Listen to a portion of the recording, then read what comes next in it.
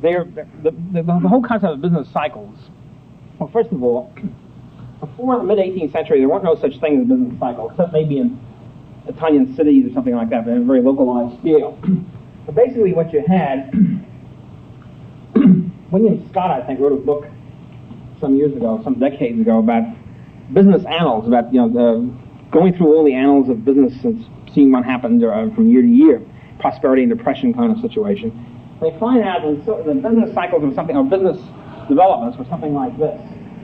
Everything goes along sort of smoothly, and then bingo, or everything goes along so smoothly, and so there's no real business cycle. What happens is there are individual events, usually that mess things up. For example, the king needs money, the king decides to nationalize, confiscate all the money of the goldsmiths. This causes headaches.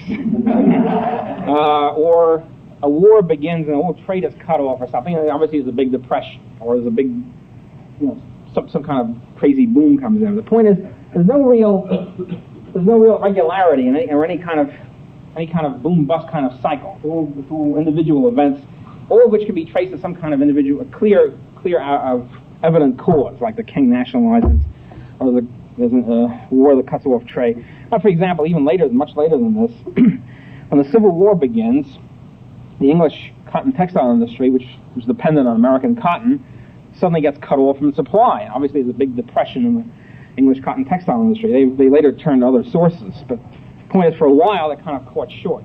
So it's obvious why these things happen and how they create problems. But there's never any idea, really, of some kind of a boom-bust which follows each other in any kind of regular pattern, and which can't be, where there's no evident cause. But you can't say, okay, this is a tulip bubble or this is something else. Something is happening which is not self-evident to the average observer. This begins to happen in the mid-18th century, especially in Britain, in the most industrialized countries, the most developed countries. And you get a sort of a boom-bust pattern, okay, something like that. And from then on, economists and other observers tried to understand, why is this happening? Why is this new development? It's a development that's not very welcome, especially the bust part. Everybody loves the boom part. Nobody's really worried about the boom, but everybody's really concerned when there's suddenly a bust. And particularly the crisis or the panic, when banks fail and every bankruptcies occur and things are falling and you don't know what's going on. It's a sudden crisis, a sudden panic. So that the older historian, for example, refer only to the panic of 1837 or whatever, and not any kind of business cycle. Really interested in this panic problem. Well, what happens is, two things really happen. Two big things, big things, happen in the mid-18th century. They happen together. They happen around the same time. This confuses the economists who try to analyze the cause. The two big things are the Industrial Revolution and the development of the modern banking system. What happens is you have a general split, or two kinds of business cycle theories, which then develop ever since. One of which centers the cause on something that happens deep within the industrial system, some malfunction, which is inherent in industrialism or capitalism or whatever. And the other group pinpoints the cause as something in the banking system that screws up the situation. And obviously, if it's the banking system, then it's a much easier thing to cure, because then you sort of clobber the banks in some way or the other. It's a much simpler thing to get at. If it's something that's deep within the industrial system or the capitalist system, then you've got a lot of troubles in your hand. Then you can get people like Marx who say you have to scrap the whole business and go over to socialism. Well, so you have these two competing tendencies, say, among economists from then on. And the interesting thing is, well, what happens in 20th century economics, before the Friedmanites came in big number, basically not only did the industrial side win out, the idea of the industry is the cause went out, but the people who claim the banks are really the cause were confused with being simplistic. That's always the big thing, because it's too simple. You have to have really complicated, to be respectable, you have to have a very complicated analysis of what's going on. So the accusation of being simplistic hit very deep, managed to squelch a lot of the monetary kind of argument. Another thing is this is a very peculiar thing in history of economic thought. What happens is that the founders of modern scientific economics, if you want to put it that way, David Ricardo and his group, really had a monetary explanation of the business cycle. But if you look at histories of economic thought, you never find this. Just disappeared. It's been plunked down the memory hole. What happens is everybody says, yeah, Ricardo had and David Hume before him had a theory of international trade. The theory of international trade essentially goes something like this: international trade and the price level. This is the so-called gold specie flow mechanism. Another term for it. Let's say you have a bunch of countries: England, France, Germany, whatever. England inflates the money supply. The banks inflate the money supply to the aegis of government. This is almost always the case. All right, banks increase the money supply. As the money supply goes up in England, prices go up because of the direct relationship between money and the price level, prices in general. So prices are dragged up along with it. As English prices go up, certain things happen. Now we find, for one thing, English prices are now no longer competitive with French and German prices. They're competing for world markets. English prices are too high. So this means that the French cut down their imports from England. So English exports decline. And while this is going on, the English prices are too high.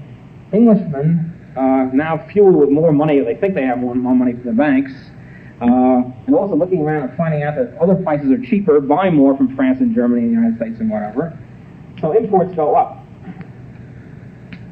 So the direct result of this inflationary situation in England, with money supply going up, bank money going up, and then prices going up, is that we have exports falling, imports going up, so-called deficit in the balance of payments. How are you going to pay for the deficit? Well, there's only one way to pay for the deficit. In those good old days, there's no such thing as gold exchange standard and monkeying around with foreign currency reserves. You pay for it with gold. And because the French and the Germans are not going to take anything except gold. They're not interested in sitting on a hoard of pounds. It's only now in a more sophisticated age when these tomfool Germans and Japanese, etc., are sitting on $80 billion worth of dollars, which they can't do anything with. In those days, they were more hard-headed. So they insist on gold, so they have to ship gold out. Well, you keep shipping gold out, you're into a sort of a crisis, particularly if you have a banking system which you're paying in gold. In other words, or silver. Let's say gold, make it simpler. The main situation in the 19th century anyway. You have to pay in gold. You're issuing banknotes or bank deposits. You have to pay in gold. As you keep multiplying banknotes, here's this kind of situation. Here's the bank. The banks are, let's say, 10 to 1 or 5 to 1, whatever the ratio is, of notes and deposits on top of gold. They're expanding their notes and deposits, so they're increasing the top part of the pyramid. Then as a result of that, they're losing gold, so the bottom part keeps dropping. So they're getting more and more top-heavy. And as they get more and more top-heavy, they get more and more scared. We're getting a situation with an increasing demand by the French and the Germans, etc., for redemption in gold. Meantime, the Englishmen start getting a little nervous, because here you are, you're a bank depositor, you're a banknote holder.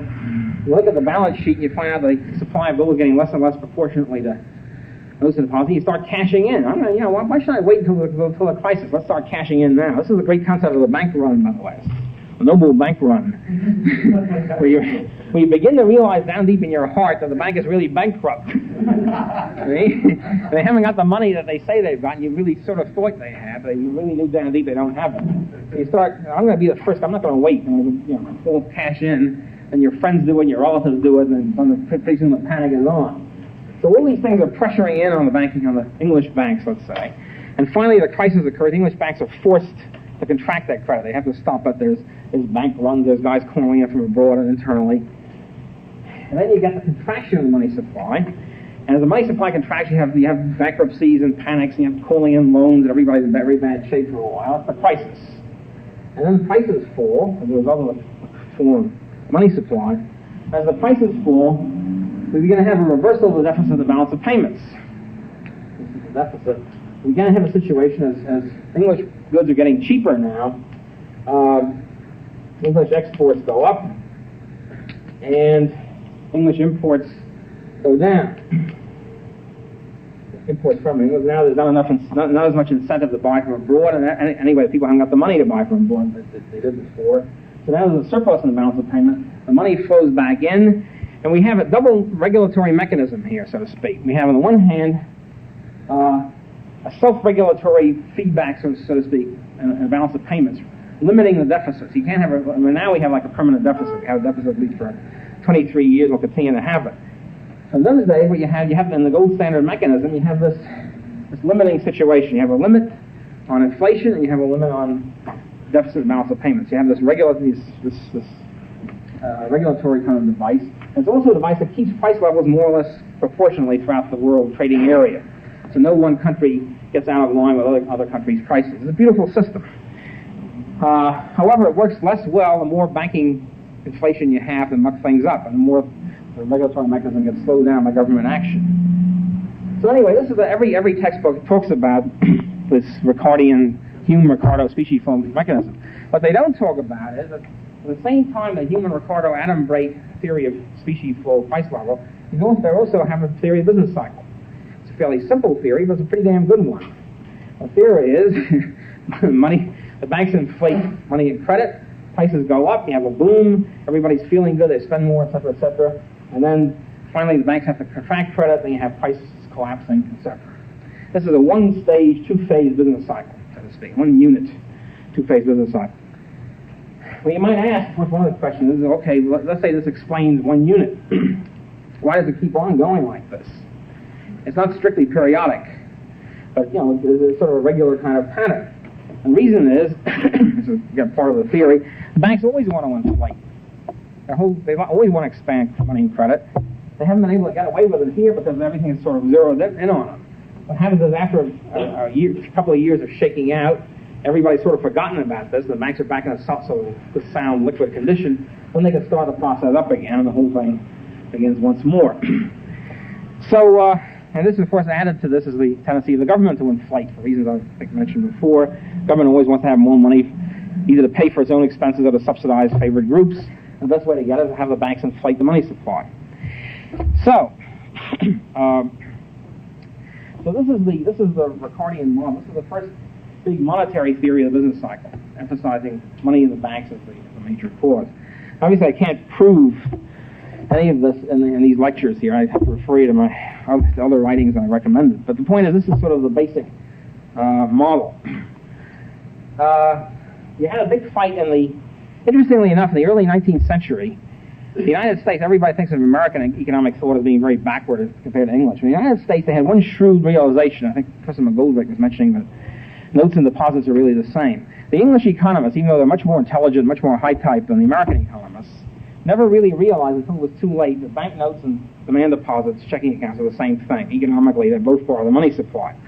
They concentrated on the banknotes and refused to. They said, no, demand deposits are something else. They're legitimate. They're not part of the money supply. And they got the whole thing fouled up as a result. And when the Ricardians, who were called the Currency School, and they passed the Noble Appeals Act of 1844, designed to smash the business cycle once and for all by requiring 100% deposit, 100% gold back to any future inflation of banknotes. In other words, if you allow this 10-to-1 to keep on for purposes of so as to ease the transition period, but you say any further increase in notes and deposits, has to be backed by the same amount of gold. To impose a non-inflationary forevermore on the English banking system, they left out the deposits because they didn't think deposits were part of the money supply. And what happens then is the banks start another inflation based purely on its checking accounts, and this discredits the whole currency school because everybody says, you see, so the banks will be business cycle will be stopped by the Appeals Act, and it didn't work. So the whole currency school was discredited forevermore. Yeah. Sure. I didn't understand it when you threw it in the right. I'll make sure I got it straight now. By deposit or demand deposit, you mean what some people call check. Right. Checkbook money. Right. The thing is that let me make this. This is a very simple kind of thing, which. This is a point where all economists agree on this particular point I mentioned, but many people here might not know it. So let's suppose there's only one bank in the country, even one bank in the entire world. Let's eliminate all deficits and balance of payments. There's now one world government, let's say. Let's assume this. There's one world bank, the bank of the world. Okay. There's a compulsory monopoly of the banking system, no competition. We have the bank of the world. Okay, the bank of the world, then, and supposing there's a reserve requirement of it doesn't have to be. Supposing there's no reserve requirement. How does the money get created? Well, it gets created very simply. Have supposing there's gold for some reason still an anachronism, say 1 billion in the asset column. And this might be, let's say you start with 100% reserves to make it very simple. And here you have demand deposits and notes. Let's say demand deposits for a minute. Let's assume here another model. Everybody, the way they got the gold is by everybody deposited $1 billion worth of gold. Everybody gets a checking account matching it. So you have 1 billion on one side, 1 billion on the other. This is essentially the original Bank of Hamburg and Bank of Amsterdam were 100% gold banks. It's just like warehouses. You deposit the gold, you get a warehouse receipt, and you have 10 ounces of gold there. You can pick it up anytime you want, and you trade the 10-ounce warehouse receipts back and forth. So let's say on top of it, this is non-inflationary. Instead of having $1 billion of gold in your pocket, you now have $1 billion of gold in the bank, and you have a checking account of $1 billion to represent it. There's been no increase in the money supply, it's still $1 billion. Now the Bank of the World starts going on its true purpose, which is to inflate the fairly till kingdom come. What it does is it let's say it writes out, it lends $5 billion to General Dynamics for good and useful purposes. Okay? And what it does is, how does it get the $5 billion? It gets it by creating it out of thin air. This is the fundamental law of banking economics, again agreed upon by all schools of thought in economics, is the banks do not simply borrow your money and re-lend it, they create it. They create it by simply writing out an account saying, okay, you now have a demand deposit of $5 billion, and the General Dynamics takes the $5 billion and spends it on new factories and so on, hiring workers, etc., etc. And offsetting this now is an IOU from General Dynamics of $5 billion. We now have an increase of the money supply from 1 billion to 6 billion. It's a six-fold increase simply by magic, just writing out this account, opening up the account. Is there any clinker in this? There's only one clinker. What happens is first we have a demand deposit to General Motors of $5 billion. Then General Motors spends it on all sorts of stuff, roads, paper clips, wages, workers, and the $5 billion gets diffused throughout the system. So that now I have a portion of it, you have it, your Litton Industries has it, whatever. So the total is still the $5 billion. The total is expanded, inflated money. The only possible clinker for the Bank of the World is in great shape. They just six-tuple the money supply. The only possible problem is some of you guys might want to claim gold or cash or whatever it is for the demand deposits. Then there might be in some trouble. So if one of you has $1 billion, you go to $2 billion. You have $2 billion, you go to the bank for redemption. Then the bank is in a little bit of trouble. Where are they going to get the money? And this is the only check on the Bank of the World. Of course, the next step is to eliminate the gold standard, declare the Bank of the World legal tender. So anything the bank does can't be redeemed. Then you're home free. You can inflate forever. Okay, so the banking system. Of course, you don't have a Bank of the World. You have all sorts of thousands of banks in each country. And each bank competes with the other, and each country competes with the other. But if you can get all these banks to, so the only check, for example, the English banks I was saying before, that the French banks call on them for redemption, plus the internal Englishmen. That's not very great.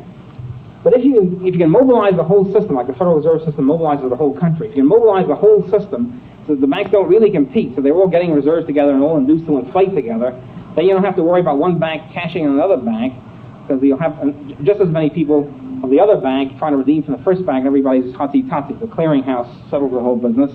You can keep inflating forever. So the only problem becomes this redemption. Now, during the free banking period before the Civil War, it's often been said that the wildcat banks expanded. I mentioned before, the reason why the bank, as much inflation as there was, which wasn't really that great before the Civil War, is because every time the banks really got into trouble on a massive scale, the state or federal government said, okay, you don't have to pay anymore for a while. You don't have to pay in gold. This permits the inflation to continue. One amusing thing is that in 1819 or 1820, I think 1820, there's a correspondence between David Ricardo, the most eminent economist in the world, and Conde Raguet, who was an excellent economist in his own right from Philadelphia, who was a hard money man. And Conde Raguet is trying to explain to Ricardo the American banking situation, and having a great deal of difficulty. And he's saying it's trouble, everything's inflated, and nobody's, the banks are still, they're increasing the money supply, and nobody can redeem any money in gold and so forth. Ricardo's writing back and says, what do you mean they can't redeem in gold? It's illegal. You can't The banks can't insist on somebody paying them their debt and then not pay their own debt. How can they get away with it? Why are they still in operation? Why haven't they all been closed up? This is nonsense. So Raguet writes back to him and says, look, Mr. Ricardo, you're a great economist, we love you and so forth, but you don't understand the American banking system. In the United States, everybody is either a bank director or a stockholder, or he owns money to the banks anyway, and or he's dealing business with the banks in some way. So if any outsider wanders into the situation, is not in one of these categories, and tries to redeem his money to the banks, he's immediately clobbered by everybody. He's lynched, he's driven out of town, and so forth and so on. So Ricardo was apparently never able to figure this out, dealing with lawless America. At any rate, so this is what happens with the Appeals Act people. The currency school thinks that demand deposits are not really money; it's only bank notes.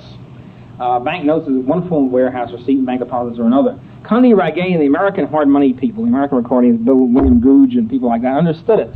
They understood demand deposits were part of the money supply, but they couldn't influence the recordings because the recordings wouldn't pay any attention to American economists. Who are these clucks over there? Where are the big shots? So there was no influence of American economists on the English economists, even though there was, of course, the other way. So they were never able to get it through their skulls until it was too late and the whole jig was up.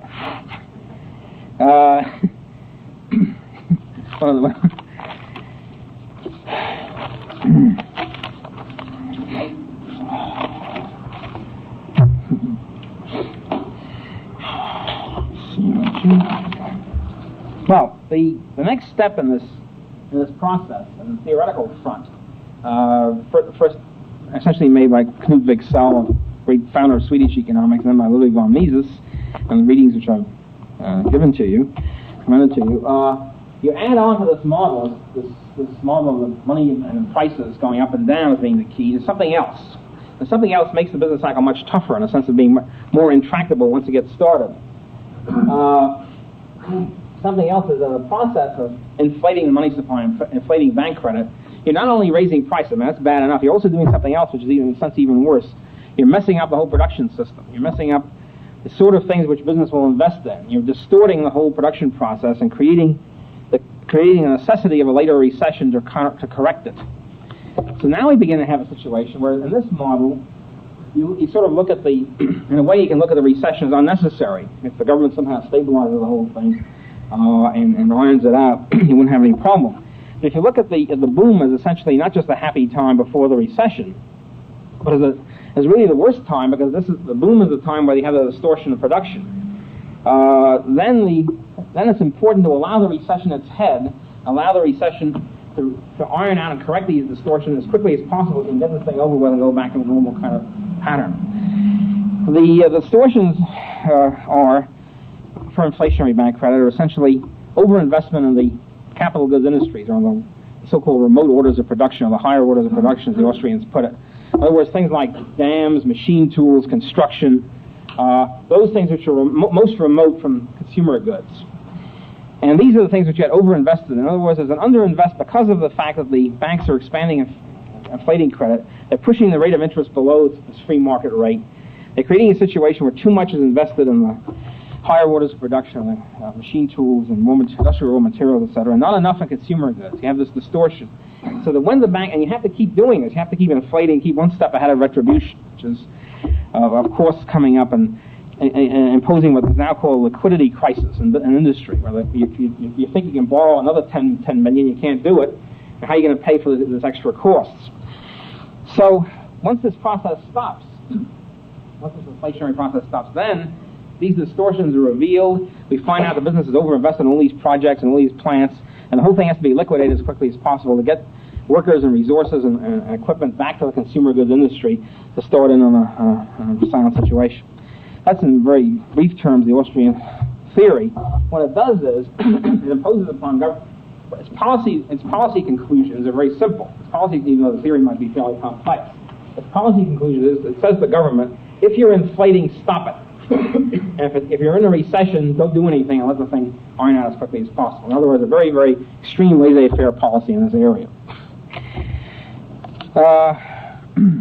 In the 1920s, this is reflected, as we'll see next time, in a overinvestment in capital goods industries, particularly those areas which reflect the value of capital and the stock market and land, which are purely capital-oriented kind of things. Incidentally, on this is the exact opposite sort of explanation as the usual popular explanation for depression, or the Keynesian explanation of depression. The usual explanation is, all of a sudden you're in a situation, you're in this panic setup, all of a sudden you find retailers and businessmen, they can't sell their product.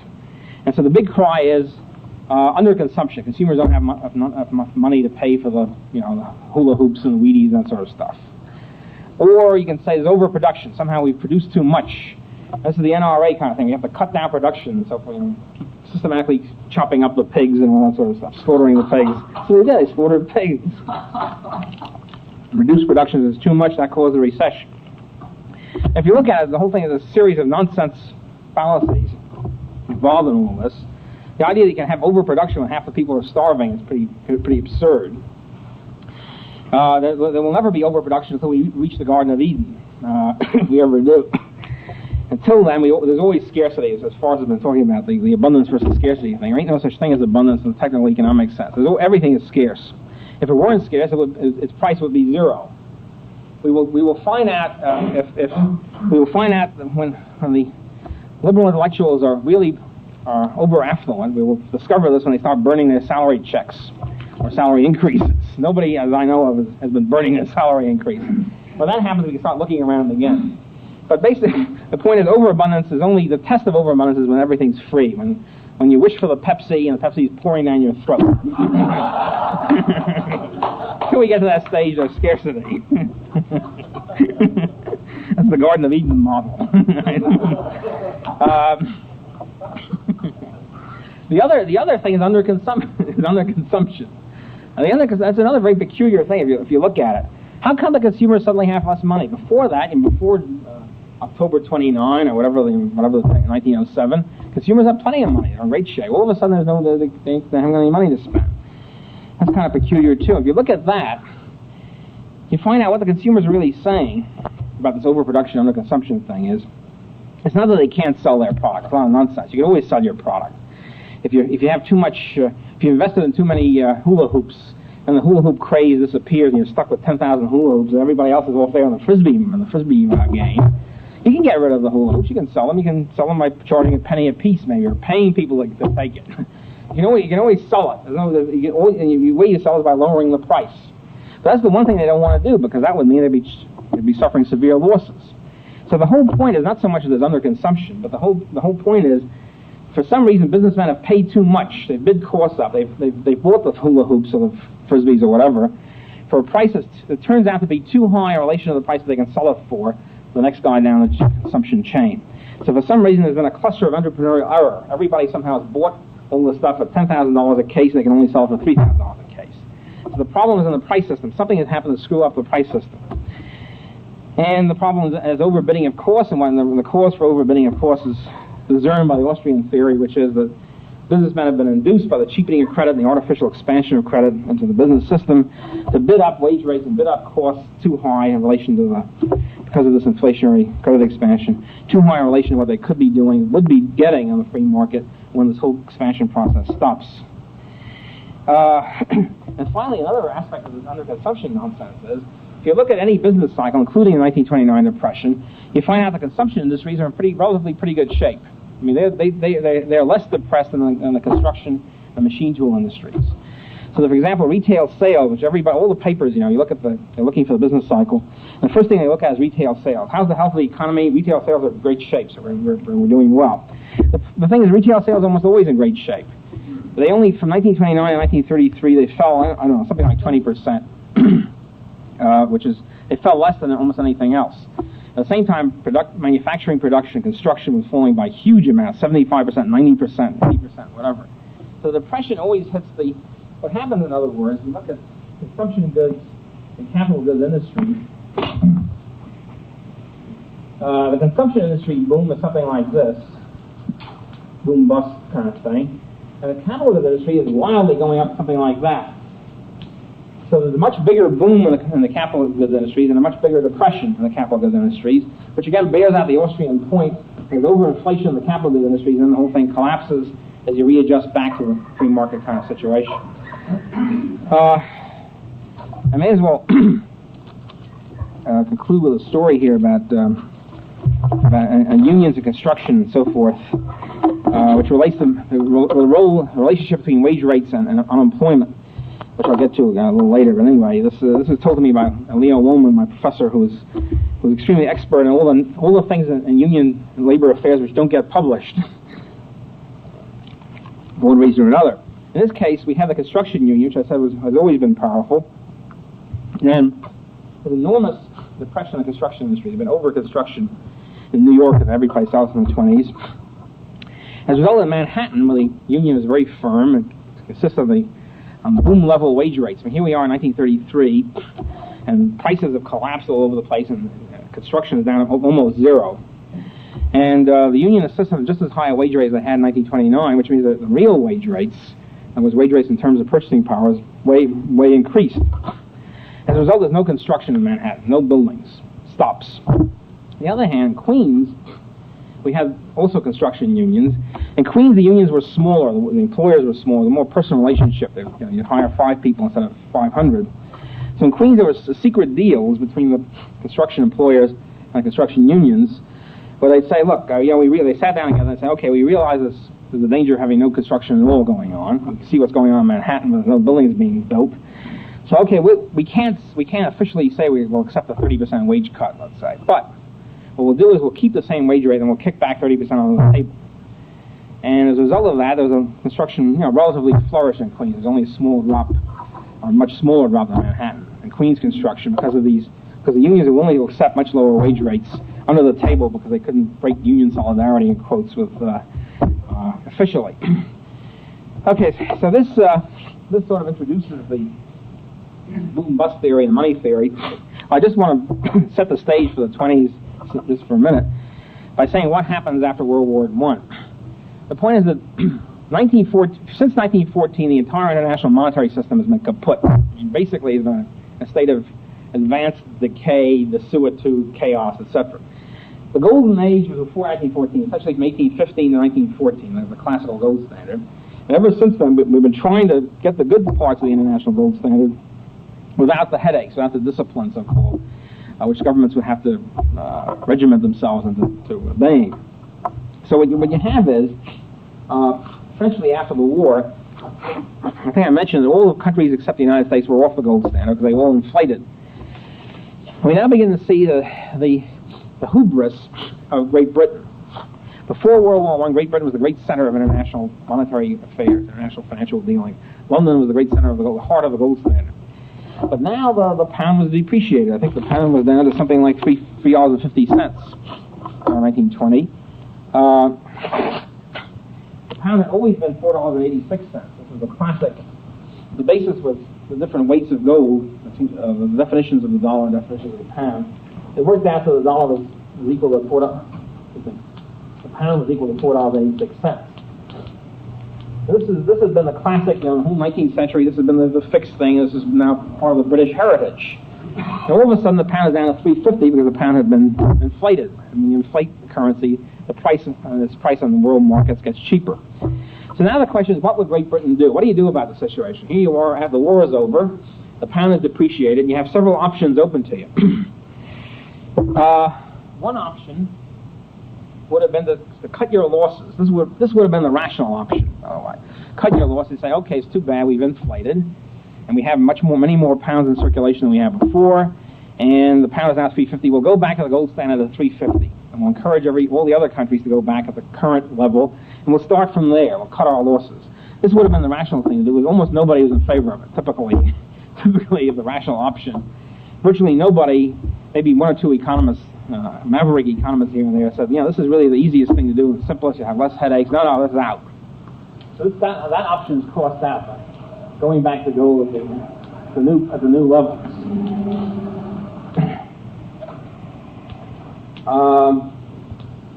So that's one option. That's crossed out. That doesn't even get consideration, much less any kind of serious study. The consideration that was adopted was the idea of going back at the old level. Going back at the old 486, because British heritage is now 486. We can't accept the devalued pound. This is a terrible thing. And our credit will be doomed, and so forth and so on. So you have this quixotic decision to go back at 486. There's a third plan. This is the plan of the left-wing crazy, so to speak, in those days, at least they considered in those days, of abandoning gold altogether and just go over to fiat currency. This is the minority, much bigger than the rational minority, I must admit, but not very strong yet. Okay, so we go back at 486. When they go back at 486, by the way, the guy who does it, the guy who was Chancellor of the Exchequer in 1925, I guess it was, on the decision when the thing was finally completed, the Chancellor of the Exchequer at the time was Winston Spencer Churchill, who ranks in my personal values somewhere along there with Woodrow Wilson and Herbert Hoover. At any rate, Winston Churchill, is one of these guys. Yes, we have to go back at 486. John Maynard Keynes writes, as far as I'm concerned, the only good thing he ever wrote, which is a little pamphlet called The Economic Consequences of Winston Churchill, pointing out predicting what was going to happen. You're going to get a fantastic mess because of this insistence of going back at the old 486 par. So now the Britain has decided to go back at 486. What does this mean? How can you go back at 486? It means that now the British pound, even though its goods are priced essentially at 350 everywhere, it means the price of British goods will be astronomical compared to other markets. I mean, the British exports will be frozen out of world markets. I mean, it's really sort of a quasi-lunatic kind of policy.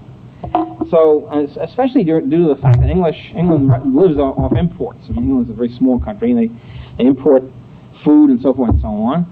And their major exports were coal and textiles and shipbuilding. And these were sort of declining industries anyway. I mean, these are industries which are pretty well, not exactly have had it, but I mean, the hand is on the horizon for coal and textiles and shipbuilding. But at any rate, in those days, they're still pretty strong. So England has to have cheap export. I mean, it has to have a competitive kind of export system. But here we are imposing this enormous burden on the export industries. We're saying that the coal and the textiles and the ships are going to be priced now at something like 30% higher than they were and before this whole policy goes into effect. So Britain has this problem. They're committed to this 486 nonsense. And committed to very high prices. What can they do about it? How can they survive? As a matter of fact, what happens is that during the 1920s, when every other economy was booming, United States, Europe, Britain's economy was depressed. Britain had a 20-year depression because Britain has very heavy exports weren't going, and they had very heavy unemployment in the export industries. So what do you do about it? Well, several things. Each one, given this insane matrix here, the rest of the British policy is extremely cunning and Machiavellian to the hilt. I mean, within an unworkable policy, they did the best they could. So what do you do? First of all, they couldn't. The classical policy would have been to deflate. I mean, the 19th century policy is, all right, you want to go back at 46. Our prices are now 30% higher than the competitive. We force the price level down 30% by lowering the money supply by 30%. We put the economy through a deflationary ringer. Now, that would have been done in the old days. They couldn't do it in the 20s because they felt they couldn't do it, because now we have, after World War I, we have a very strong unionized system, bolstered in Britain, bolstered by a big unemployment insurance, national unemployment insurance scheme. So that means any worker that strikes can zip over the unemployment insurance bureau and get his pay from then on. So it was impossible to deflate. They felt that it would have been like 90% unemployment because wage rates would have been up there. So they felt it was politically impossible. If they had the guts to do it, if they had a really strong laissez-faire Tory type, they could have done it, perhaps. But anyway, they felt they couldn't do it. All right. There's a lot of labor unrest and general strikes and all that, and so they figured they couldn't deflate, and they couldn't not go back at 486 because of the cookie original decision. So what can they do about it? They wanted to keep inflating, as a matter of fact. They want to continue to have cheap money and inflate some more and get around union wage rates that way. So here they did. They wanted to inflate, or not deflate. They wanted to go back at 486. How can they manage this? Well, basically in two ways. One, getting everybody else to go back to the gold standard at an overvalued drachma, or whatever it is. In other words, if you're in Bulgaria and your currency is the bolgar, and see, the thing is that Britain had a total political control of Europe by this time through the League of Nations, which was essentially a British outfit. The Financial Committee of the League of Nations was run by the British Bank of England. And so what you do is you send experts beaming into Bulgaria and Greece and Latvia and every other place you can get your mitts on. And you tell them, we want you to go back to the gold standard. None of this fiat money, none of this other thing here. We want you to go back to the gold standard, a very highly overvaluated drachma or Bulgar or whatever the currency is. So in other words, you can force Bulgaria to go back at the old par. That means the Bulgarian exports are now in big trouble, and English exports to Bulgaria are now cheaper. So in other words, the British policy then becomes this cunning Machiavellian policy of getting all the other European countries to overvalue their currency and go back to the gold standard at that level, and to work out a system with the United States, so-called gold exchange standard, which I'll talk about tomorrow night, and use the United States as the sort of the patsy in this whole situation, and then induce the United States through various sinister means to inflate also, because there's also the danger of England losing gold to us. If we kept inflating, if we kept our inflation in pace with the English inflation, then Britain could not have to lose gold. So during the whole 1920s, the whole international monetary picture is a series of shoring up measures to help Britain get out of the consequences of the decision to go back in 486. I'm going on to that tomorrow night. Thank you. Okay, back to the 1920s inflation. One point before I get exactly into the 20s, I was talking about the Austrian business cycle theory. First of all, I should have made it clear that when I said there were two types of theories, causal theories, the money and banking on one hand, and rooting it in industry in the other. I was placing myself in the Austrian theory in the monetary camp. In other words, an explanation that explains business cycles as being generated through this kind of bank credit inflation. The idea being that all sorts of fluctuations could take place in the free market. The 7-year locust industry, for example. The locust comes every 7 years, and it's not much for the 7-year locust fighting industry to do. The other 6 years, they sort of go out of business and they fade into something else. The 7th year comes along, they're back in business again. So there are fluctuations, but there's no need for them to be general across the whole system and mess up the whole, cause great unemployment and bankruptcies, and it should be fairly predictable in that sense. So in the capital, remember I said the capital goods industries are fluctuating much more intensively, much greater degree than the consumer goods industry. So this means that in the recessions, what's really going on here is the capital goods industries are collapsing, and their prices are going down much further in the capital goods industries than they are in the consumer goods industries. And this shift of price behavior serves to readjust resources, land, labor, and capital, back from the overinvested capital goods industries into the consumer goods industries. So in other words, it induces a reshuffling of resources. Now this means then that, let's say consumer goods prices go down by 20%, a big depression, and machine tool prices go down by 45%. What's really happening here is the consumer goods prices are going up relative to other prices. So in other words, the idea that consumer goods are rising in a recession is not really a new thing. It really happens in every recession. The reason why nobody's seen this until fairly recently is this. In every other recession until 1958, every classical recession, there's also been a contraction of the money supply. And the money supply, I have a one-shot model here.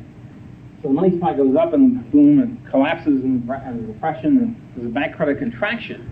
As that happens, the whole ball of wax is moved downward. So the oil prices are falling.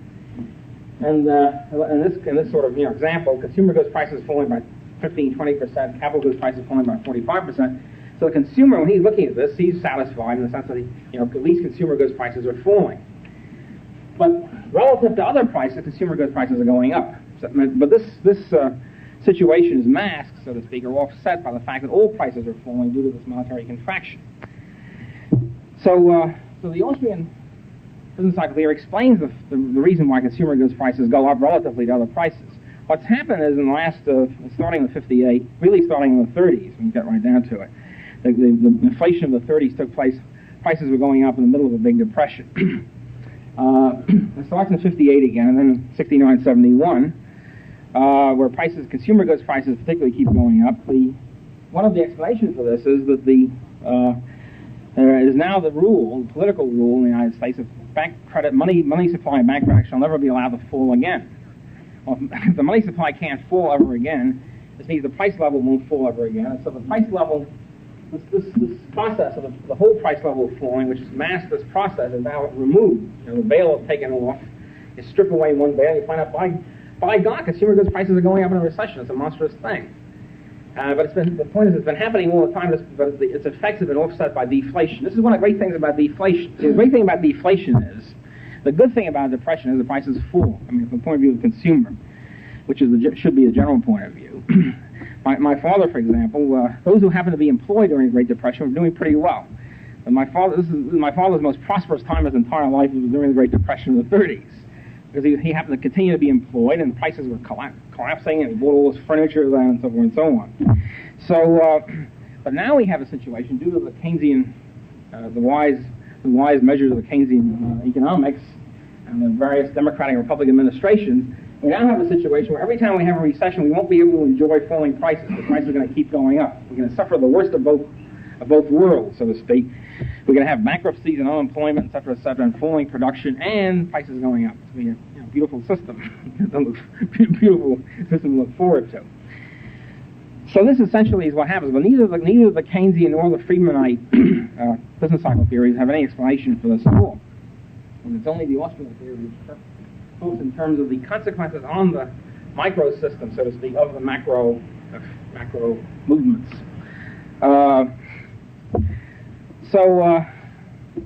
As a matter of fact, well, this is a favorite story which I've repeated at least a dozen times or so, which I'll repeat again because it fits in. It's a great story. One of my professors at Columbia, when I was going to graduate school, was Arthur F. Burns. In those days, he was a high theorist and not interested in politics. And he was tapped by the Rockefeller Axis. And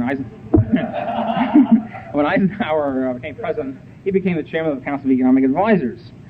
And when he left, incidentally, it's interesting what happened to a professor, enter his government, because before he left for Washington, his lectures were fantastic. They were brilliant theoretical analyses of Keynes and Chamberlain and Robinson and all the rest of it. And when he gets back from the government after several years in the head of the Council of Economic Advisors, his lectures consist of anecdotes about what he said to Eisenhower, what Eisenhower said to him, what he said to Rockefeller, and so forth and so on. Sort of anecdotal history of his life. And at any rate, he gives us these series of lectures just as he was getting out, and just after he'd gotten out. And just when the recession of '58 was hitting, which was the first time it was officially recognized we had this peculiar phenomenon of an inflationary recession.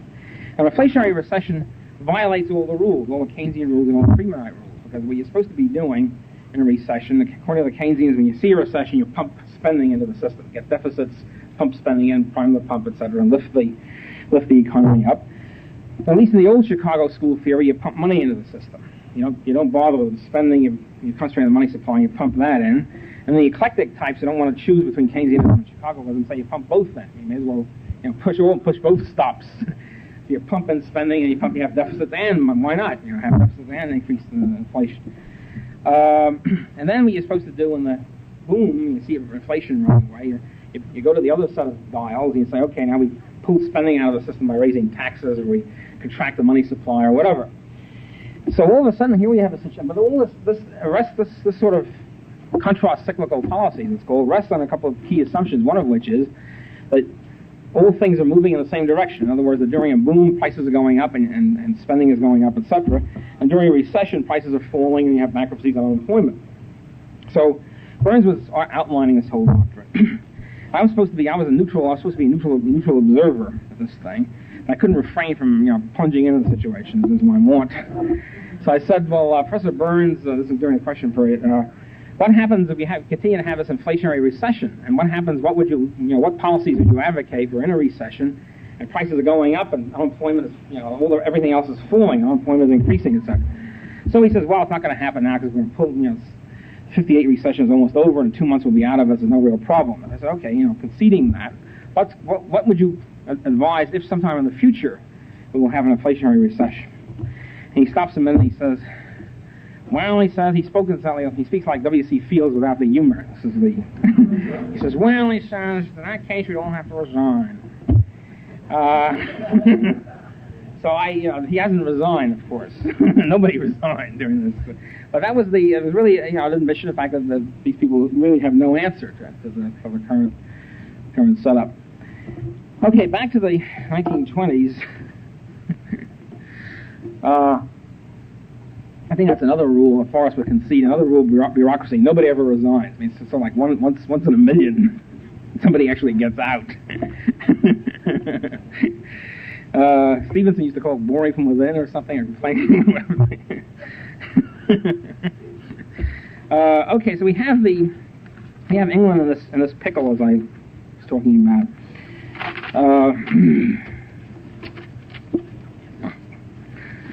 Okay, England then sets out on its grand design of conning, bludgeoning, whatever, all the other countries to inflate, European countries to go back to the gold standard, overvalued zloty or whatever the currency is, and the United States to play along with the system.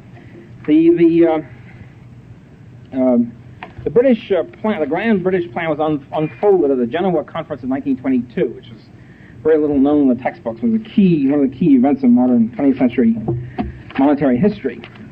It was engineered. The theoretics of it was worked out by a Mephistophelian economic theorist working for the Bank of England, Sir Ralph Hortrey, a very distinguished economist. Works out the essentials of this plan. The big clout, the person running the English monetary system during this whole period, was the head of the Bank of England, Montague Norman, a key figure in this whole business. Montague Norman used to have here. Really, the conspiracy theory works beautifully. I mean, almost acknowledged by everybody dealing with this whole thing. Norman.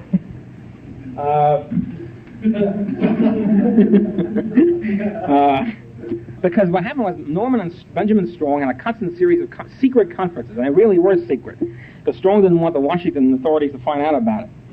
There was a certain suspicion of England among the Midwest masses, and so forth.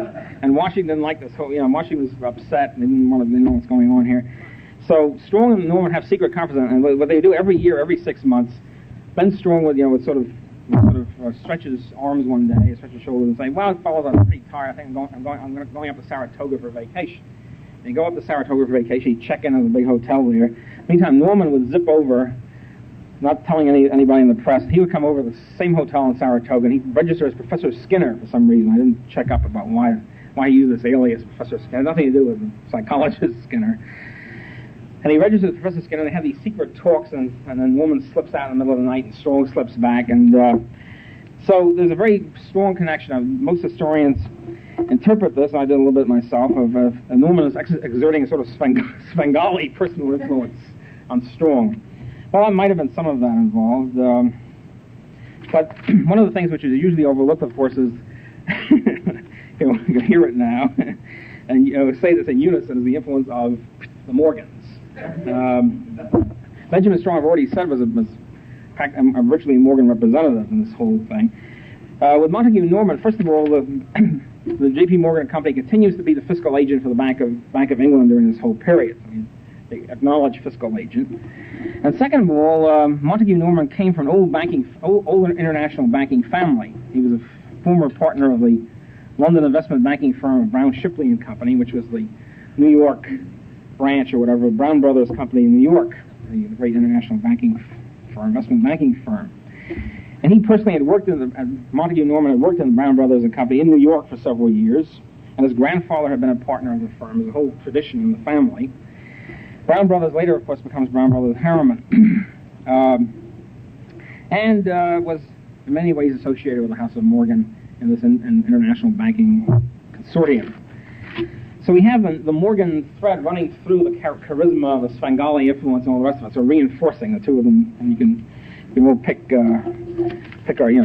our choices of which was the more important. At any rate, so we have the Genoa Conference, 1922, in which England unveils the master plan.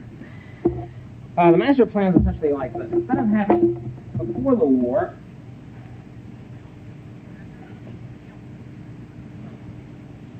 If you see any resemblances between this and Bretton Woods, that's it. It's virtually Bretton Woods prefigured.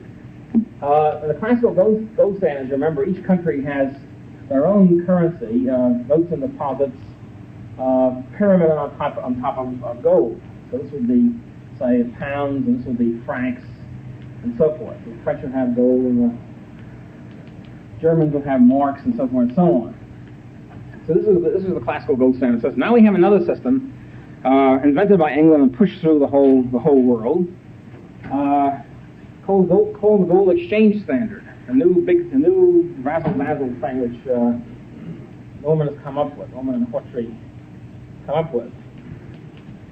So instead of having the gold standard, we have the gold exchange standard, which everybody said, well, it'll be the same thing as the old gold standard, same thing, just more economical. We'll economize on reserves. Whenever any banker talks about economizing on reserves, look, head for the hills. It means inflation is coming. So the theory now is all these other countries, Bulgaria and Greece and Latvia and all the others, are supposed to pyramid their stuff, not on their own gold supply. Nobody's supposed to have gold anymore. It's obsolete. Send all the gold to Washington and London. That was the concept. So all these other countries, Bulgaria, let's say, has the Bulgar, the Zloty, whatever the Bulgarian currency is, they're pyramiding Bulgarian notes on deposits on top of now, not gold or not gold, but the pound, the British pound or the dollar. And the same thing happens with Greece and so forth and so on. You have all these guys, you have, in other words, this whole an international system of all these guys pyramiding notes and deposits on top of the pound. In other words, on top of sterling reserves, pound sterling reserves, which they hold in London, consisting of the bank deposits in London were short-term treasury bills. And then also on the pound is supposed to be pyramided on top of dollars. The British is supposed to be holding not really gold so much, but dollars. But these two currencies, these two base currencies, are called the key currencies of the system. So the central banks that are told and induced and arms twisted, etc., to take them to, why mess around with gold? Gold is unproductive. Keep your money in London. Keep it in Washington. Keep it especially in London. And it'll be earning interest for you and so forth and so on. What happens, the result of this cunning diabolic scheme is Britain has its deficit in the balance of payments, but nobody, Bulgaria, Romania, or Greece, etc., they don't call on Britain to repay in gold anymore because they're using the pounds as the reserves to pyramid their own stuff on top of. So this looks like an endless thing. It looks like a new magic thing. It's like a perpetual motion machine, as far as mentioned the other day. Boy, oh boy, this is terrific. Britain can inflate as much as they want, and the deficit of the balance of payments, and the money flows out, but instead of the France or Germany or whatever calling upon Britain for redemption, they use these pounds as part of their own money base of money supply. They pyramid on top of that, and Britain can inflate forever and no retribution will ever be subject upon it. This, of course, is what happened with Bretton Woods from 1944 to 1971, except the United States pushes Britain out of the key currency and takes over. It's essentially the same damn thing. And retribution comes eventually, but it takes quite a while. So, Keynes' famous statement is that in the long run we're all dead, so we shouldn't worry about the long run. But one of the jokes of history is that we're now in the long run. I mean, Keynes is dead and we're here.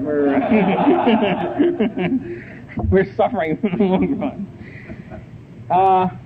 To bolster this idea of the gold exchange standard key currency, and of course this is really required, obviously, from it, you tell the public you don't need any gold coins anymore. Forget gold coins. It's a relic of barbarism. Give it away to your kids at Christmas maybe, but outside that, forget it. And so Britain and of course these other countries don't redeem their money in gold anymore. They redeem it in gold coins anymore. They redeem it in gold bullion if they redeem it at all. The idea is leave gold for your international transactions, the big transactions. The gold bullion, the gold bar is what it is. Forrest mentioned gold bar the other day. It's something like $1,100 or whatever.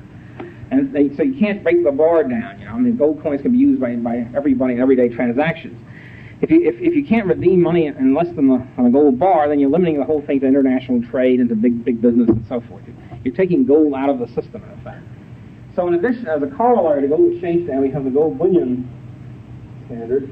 Only the United States remains on gold coins, and we're just trying to discourage it as much as possible. We're laughing. We're trying to sneer at it and say, okay, you can get gold coins if you want, but it's really, you're really being pretty ridiculous. You're an old rube, and you don't understand modern banking, that sort of stuff. But we still were at least nominally on the gold coin standard, and the other countries are now being more sophisticated and we're piling everything on top of the dollar and top of the pound. and the third arm of this, as I mentioned, is that Britain is inducing or forcing Bulgaria, Romania, and Greece to go back and overvalue zlotys and overvalued drachmas, etc. In order to hurt their exports and stimulate British exports to those countries. They were able to do, and also those countries which were too backward to have a central bank, Britain forced them to have a central bank. Because if you don't have a central bank, you can't really inflate very well.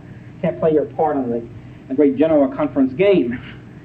So Britain controlling Montague Norman and his his agents and theoreticians, controlling the Financial Committee of the League of Nations, uses their fantastic political and economic clout to drub all these guys in the line, set up a central bank for them, get them to come back to the gold bullion standard, the gold exchange standard, and the overvalued zloty, etc., etc. Essentially, Britain was running, and then in one way or the other, the monetary and financial systems of the following, at least the following countries in Europe: Austria, Hungary, Danzig, Estonia, Greece, Bulgaria, Belgium, Norway, Italy, Portugal, Yugoslavia, Poland, and Romania. Virtually all of Europe, with the exception of France, which is going to go back at hard money, but France was induced by British pleading, on their knees, please, don't call on sterling to redemption because we, break the whole system. And so France was piling up sterling reserves also. All of this was done, incidentally, with conjunction and cooperation and the paternal blessings of J.P. Morgan and Company, which helped as much as they could in fueling the thing, or lending money to the Bank of Yugoslavia to get the thing going, and so forth. Okay, but the key to making this thing work was the cooperation of good old Uncle Sap down here. Was the only country that was continuing on the gold coin standard. It's supposed to be the basis of this whole. And we had to keep inflating. We had to make sure that Britain wasn't losing too much gold to us because of their inflationary policies.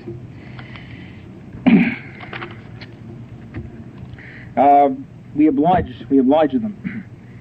As soon as Norman was appointed, as a matter of fact, during World War I, Benjamin Strong sends him a letter hastening the promise of services. So it's a rather oddly phrased letter, as I remember it. He was almost like, pledging your fealty to your master. Pledging is do everything he can to help him. And in 1920, Norman starts making these annual trips to the United States to see Strong, and Strong makes trips to see Norman, et cetera, and they have this secret thing, and then trips to Saratoga and so forth. Well, several big inflationary impetuses in this thing. One of them was, the first big one was 1924, when the Federal Reserve System enters the open market, dictated by Strong, and buys an enormous amount of government securities in order to push down interest rates and inflate the money supply in the United States and keep prices up again. What had happened was, this is supposed to smooth the way for Great Britain. Great Britain was going to go back to gold in 1925. And so we had to inflate to help us to smooth this process along. Actually, what had happened was that the pound, after Britain announces the fact we're going back to the pound at 486 in 1925, the pound, of course, shoots up again. It goes back to about 470, but $4.70. But in 1923, from 1923 to 1924, the British financial policy was so unsound and was so inflationary that the pound dropped anyway, even though Britain was saying in 1 year we're going back at 486. Still, the value of the pound on the international foreign exchange market drops from $4.70 to $4.32 by mid-1924. So Britain was in very bad shape here. Here's really telling everybody, in 1925 we're going back, we're going 486, we forced all these guys to adopt all this stuff, we're in great shape. And here they are, here on the world market, the pound was down at 432. So this is a crisis. So Norman calls on Strong to inflate, Strong inflates, and the British pound strengthens again, goes back up to $4.78 because the United States prices are rising. Actually, there are two things involved here. When the United States, when the Federal Reserve buys government securities in the open market, they're doing two things. One, you're inflating the money supply, bank deposits, and you're pushing U.S. prices up. You're also, at least temporarily, pushing down American interest rates. Obviously, if the government floods in and buys all this stuff, the demand for bonds goes up, it means interest rates fall. And so you're pushing down interest rates.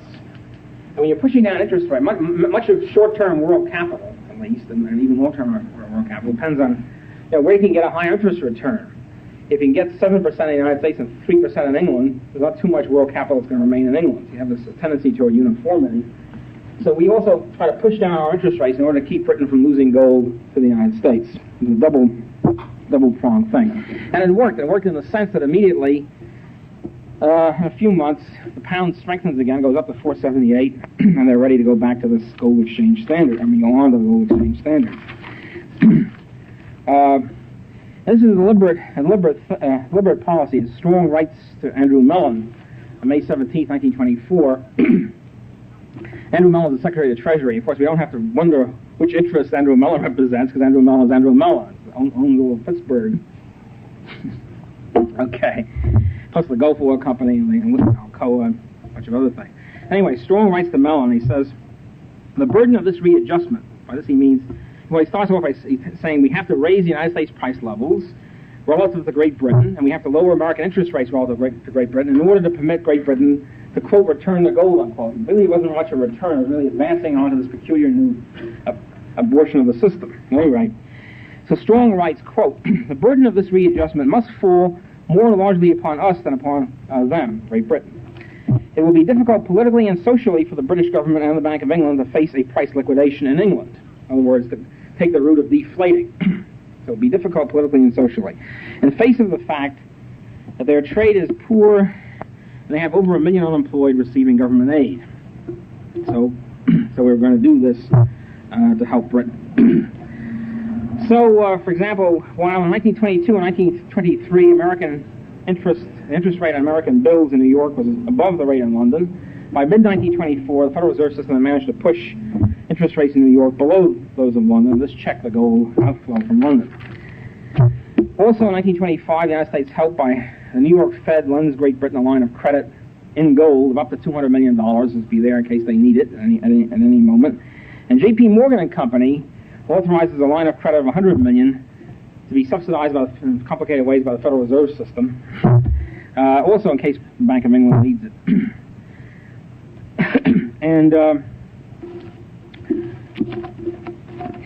And similar credit by the New York Fed similar lines of credit was extended again to permit these countries to come back to this kind of system to the central banks of Belgium, Poland, and Italy.